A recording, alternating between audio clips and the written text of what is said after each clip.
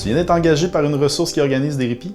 C'est pas évident de bien comprendre c'est quoi un répit et à quoi ça sert, mais c'est exactement ce qu'on s'en vient t'expliquer dans cette capsule. Pour commencer, c'est quoi le répit? Officiellement, c'est un service qui permet aux parents et proches aidants de personnes avec des limitations fonctionnelles d'avoir du temps et d'être libérés de leurs responsabilités l'espace d'un moment. Être parent à la base, c'est un gros investissement. Mais quand un enfant a des besoins particuliers, on parle davantage d'un don de soi. Inquiétude, annonce du diagnostic, rendez-vous avec des spécialistes, stress, manque de services, solitude, plan d'intervention, équipement spécialisé, suivi coûteux, instabilité professionnelle. Est-ce que je t'ai étourdi? C'est le quotidien de tous ces parents. Alors ça prend des moments où ils peuvent prendre soin d'eux. Le répit permet de prévenir la rupture familiale, les violences, les enjeux de santé mentale. Il permet aux parents de recharger leur batterie et de penser un peu à eux. Notion importante, le répit est d'abord destiné aux parents. C'est pas une activité qu'on organise pour les personnes avec les besoins particuliers comme on le ferait à l'école ou une organisation sportive. C'est d'abord un service qu'on met en place pour soutenir les parents et les proches aidants. Un proche aidant, c'est quelqu'un qui soutient un membre de son entourage qui présente une incapacité physique, psychologique, psychosociale ou autre, temporaire ou permanente. Peu importe l'âge ou le milieu de vie de la personne aidée, ce qui compte, c'est le lien qui les unit, qu'il soit familial ou non. Les parents, les conjoints ou les amis peuvent tous être des proches aidants. Je te le dis parce que tu vas sûrement entendre ce terme plus d'une fois. Mais il faut quand même faire attention. Même si le service s'adresse d'abord aux parents et aux proches aidants, ça ne veut pas dire que ton rôle se limite à asseoir les participants devant la télé sans rien faire.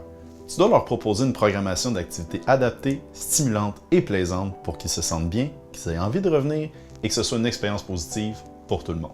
D'ailleurs, les personnes que tu vas accompagner ont elles aussi bien souvent besoin d'un répit de leurs parents.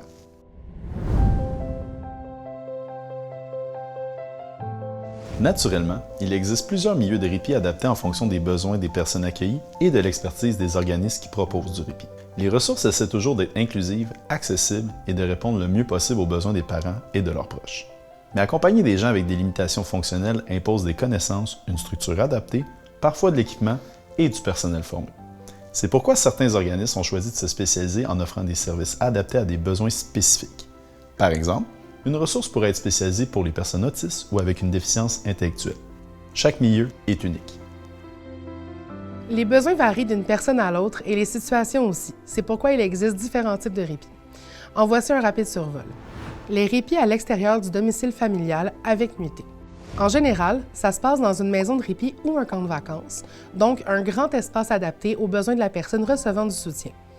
Elle peut y rester de 2 à plusieurs jours, dépendamment des possibilités d'accueil de la structure et des besoins de la famille. Dans ce cadre-là, toi, ton rôle, c'est d'accueillir le participant en prenant en compte qu'il n'est pas chez lui et que ça peut avoir un impact.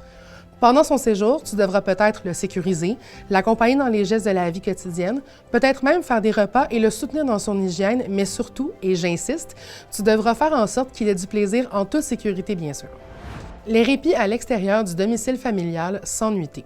C'est pas mal la même chose, sauf que les participants ne dorment pas sur place. Ils ne restent que la journée ou quelques heures, le temps de faire quelques activités et que les parents puissent vaquer à leurs occupations. Les répits à domicile. Pour ce type de répit, ce n'est pas le participant qui se déplace, c'est toi qui vas chez lui. Le répit peut durer de quelques heures à quelques jours. En général, les parents sont absents. Dans ce cas, c'est à toi de t'adapter à son environnement et à sa routine. On peut associer ce type de répit au gardiennage, mais spécialisé. Les répits dépannage.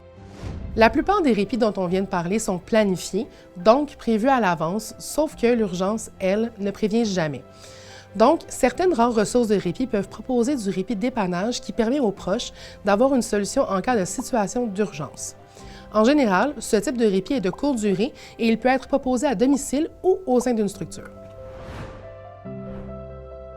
Voilà, j'espère que tu as un peu mieux compris ce qu'était le répit. C'est plus qu'un travail que tu viens de décrocher. Non seulement tu vas soutenir de nombreuses familles, mais en plus tu vas avoir la chance de côtoyer des enfants et même des adultes qui vont t'offrir une expérience de vie d'une richesse incroyable.